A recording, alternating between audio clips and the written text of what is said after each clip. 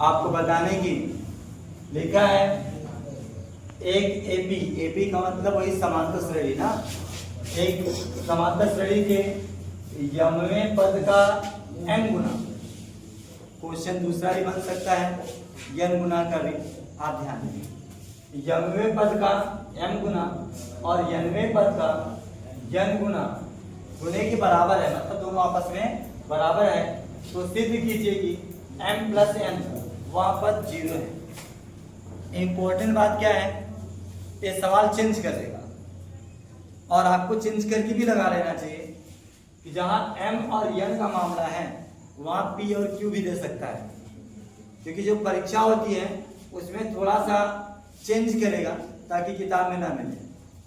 आप इसका विशेष ध्यान दें कि टेक्निकल सवाल आप अपना लगा कर रखा करें। तो चलते हैं यम और यम पद को, जैसा कि हम सभी लोग जानते हैं कोई भी यमवा पद निकालना होता है तो क्या होता है, यमवा पद निकालना क्या होता है, उसका सूत्र क्या होता है कि पहले हम लिखेंगे माना एपी का प्रथम पद ए और सार्वधातुक डी है। जब ए और डी मिलेगा तो कोई भी पद हम लिख सकते हैं। वैसे क्या लिखा गया तब अकॉर्डिंग टू क्वेश्चन ने कहा है कि यमवें पद का यम गुना, यमवा पद जो होगा जैसे a plus M minus 1 into D होता था, यम माइनस 1 इंटू डी रहेगा। ऐसे पीवा पद रहेगा तो p माइनस 1 इंटू डी रहेगा का m गुना, यम गुना का मतलब यम से गुणा कर दिया गया। फिर यमवें पद की बात करते हैं, अगर a plus n minus 1 into D रहेगा उसका n गुना, यन गुना का मतलब n से गुणा कर देते हैं, दोनों आपस में बराबर है, क्वेश्चन में बोला था मैंने बराबर कर दिया। अब कुछ नहीं किया गया, यम से मल्टीप्लाई कर दिया गया अंदर, यम से मल्टीप्लाई करेंगे तो am हो जाएगा यम स्क्वायर और बगल में d हो जाएगा यम और इंटू डी, दोनों एक साथ गुणा कर दिया गया। साथ में इधर यन से a में गुणा करेंगे n हो जाएगा, यन से गुणा करेंगे n में यन स्क्वायर और बगल में d भी आ जाएगा, और फिर d से 1 में गुणा करेंगे तो d होगा, फिर n से गुणा करेंगे तो nd हो जाएगा। ज्यादा कुछ नहीं किया गया।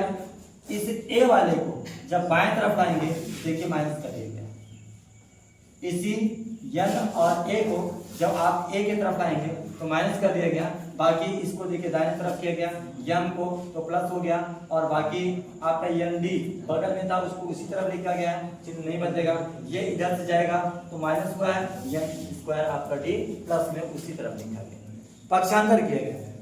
अब क्या किया गया, इसमें से दोनों में a था, a कमा लिया गया, यह माइनस n यहाँ पे ब्रैकेट में आएगा, यहाँ पर दोनों में अलग अलग कॉमन लिया गया, इसमें से कॉमन लिया गया d तो यम माइनस n आएगा, और इसमें से माइनस d, दोनों में d था माइनस d कॉमन लेंगे तो यम स्क्वायर पहले हो जाएगा, यम स्क्वायर बाद में, चिन्ह बदल गया। अब क्या करेंगे, यम स्क्वायर माइनस n स्क्वायर, इसी को देखिए यहाँ पर आपका बाकी सब वैसे लिखा गया, केवल उसी को यम स्क्वायर माइनस n स्क्वायर को दो कोष्टक में लिख सकते हैं, एक में प्लस एक में माइनस।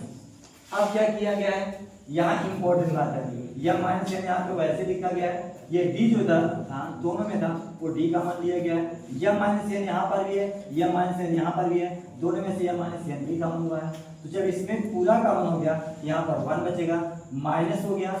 अगर आप d निकालिए हैं यम माइनस n निकालिए हैं, ये दोनों प्लस वाला बचता, लेकिन माइनस जब बुरा हो जाएगा दोनों में तो दोनों का चिन्ह बदल जाएगा, मतलब दोनों प्लस में है बचा हुआ तो दोनों माइनस में हो जाएगा।